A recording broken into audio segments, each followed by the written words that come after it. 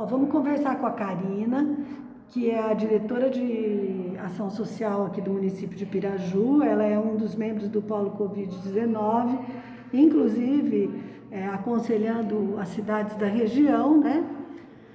E eu queria que você falasse, Karina, sobre a situação das pessoas mais vulneráveis. Sim. Aqui na cidade de Piraju, como é que elas estão sendo acompanhadas, atendidas, recolhidas, enfim. A gente pensar na vulnerabilidade, ela tem vários... Mas eu estou falando específico da questão de pessoas que estão em das rua. pessoas que estão ou em rua, ou estão em trânsito, passando pela cidade.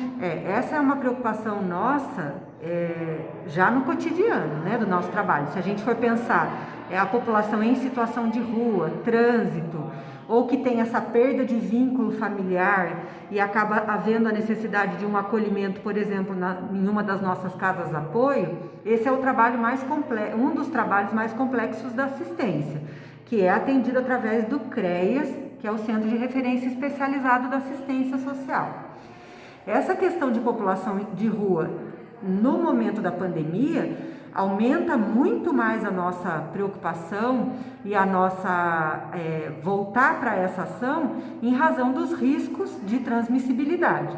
Então, numa vida comum, as abordagens que são feitas diariamente podem culminar em acolhimentos nas nossas casas ou o retorno dessas pessoas para a cidade de origem delas.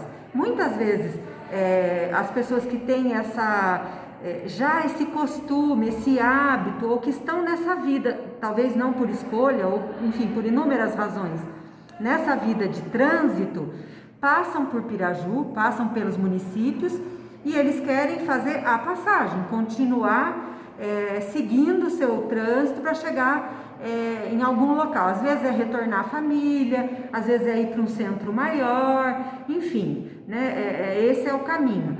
Num momento de pandemia, isso exige da gente mais cuidado. Então, a questão de acolhimentos na Casa Apoio, a gente tem tomado um pouco mais de cuidado em razão daquelas pessoas que já estão acolhidas. É sabido da população de Piraju que a gente está com as duas casas apoios de Piraju com a sua capacidade máxima há muito tempo. Né? A gente teve um aumento considerável desse atendimento desde 2017. Então, a gente tem 26 pessoas acolhidas na casa de baixo, na casa 1, e 11 pessoas acolhidas na casa de cima. Então, ela já está com a sua capacidade lotada. As pessoas em situação de rua, que a gente ainda, quando anda pelas praças, ainda percebe, é preciso pontuar que 90% destas pessoas são de Piraju, têm lugar, têm moradia própria, têm família ou têm uma casa para onde retornar, mas tem o hábito da permanência na rua durante o dia. Então isso é difícil, a gente faz ainda muito um processo que é de vínculo, de abordagem e de acompanhamento e monitoramento dessas pessoas, e até da tentativa de conscientizar a saída delas da rua. Afinal de contas, nós estamos vivendo um tempo de isolamento social, de pedido de distanciamento. Quando tem uso de bebida, de droga e já todas as consequências desse uso, às vezes essa compreensão é mais difícil de acontecer. Então é aí que a gente continua percebendo eles na rua.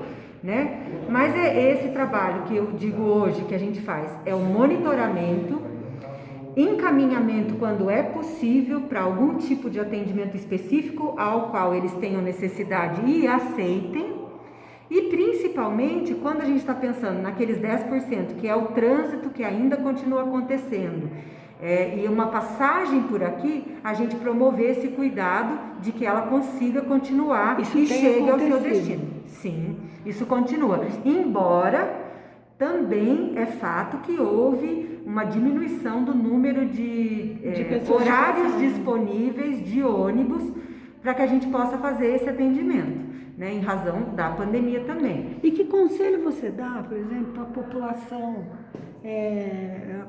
as famílias de pessoas mais vulneráveis, assim, nesse sentido, as pessoas que estão Também, que conselho você daria assim, para a população em geral em relação a isso? Porque às vezes as pessoas ficam criticando, né? Sim. A gente sofre bastante crítica, às vezes opiniões de fazer de uma forma ou de outra, mas precisa ser entendido que assim, este trabalho ele já tem a sua orientação através da tipificação, ou como ele deve funcionar, e nesse momento de pandemia em particular, nós recebemos inúmeras orientações, notas técnicas, portarias ministeriais que regulamentam todo o trabalho da assistência, inclusive esse atendimento de população em situação de rua. No nosso município, a gente nem considera população de rua, porque, como eu falei para vocês anteriormente, eles têm família, têm casas e eles permanecem durante o dia e, com raríssimas exceções, há aqueles que ficam e pernoitam na rua. E muitas vezes por opção, porque o departamento, através do CREAS, faz esse trabalho contínuo de continuar tentando ou fazer o acolhimento. Como que as famílias dessas pessoas têm encarado tudo ou isso? até encaminhar, por exemplo, só para concluir o pensamento, a Fazenda da Esperança. A Fazenda da Esperança, que tem aqui no nosso município, disponibilizou na última semana 7 vagas para acolhimento, sem custo para o município, em razão de um trabalho que eles estão fazendo nesta pandemia, que é uma casa das 3 casas existentes, uma destas casas está destinada a acolhimento de pessoas em situação de rua. Até esse momento a gente não conseguiu mandar ninguém daqui de Piraju. Não houve a aceitação voluntária de nenhum deles. Em relação às famílias, o CREAS faz o acompanhamento das famílias com a orientação, com o aconselhamento e o monitoramento dessas famílias para também tentar, na tentativa de manter este vínculo. Né? O que é importante para a população de rua? Que esse vínculo não seja rompido. Uma vez que ele é rompido, a situação de vulnerabilidade aumenta e o risco de permanência de até se instalar uma situação de rua de fato no nosso município fica mais eminente. Então é esse o trabalho. O meu aconselhamento é assim, que realmente, embora o momento difícil que a gente está vivendo, que tem exigido tanto da gente, né? Quanto custa fazer as medidas de isolamento, especialmente para as famílias que são mais vulneráveis, por questão de espaço, por questão de renda, por questão, enfim, de inúmeras situações que impactaram a vida dessas famílias. A gente pedir realmente essa paciência, esse carinho para com essas pessoas que estão na rua, no sentido de tentar restabelecer esse vínculo, de tentar novamente, são novas tentativas de fazer esse acolhimento para que a gente não perca ninguém, né? Essa semana a gente perdeu um dos nossos moradores que veio a óbito. E avaliando esse óbito que aconteceu na terça ou quarta-feira, eu já não me recordo exatamente, avaliando com a equipe, a gente tem um sentimento de muita gratidão pelo resultado do trabalho. Uma pessoa que é de Piraju, que viveu conosco alguns meses, poucos meses, a última parada dele era Sorocaba, ele viveu anos na rua em Sorocaba, dependente químico e de álcool, e quando chegou aqui, aceitou o acolhimento na Casa Abrigo há 3 meses atrás.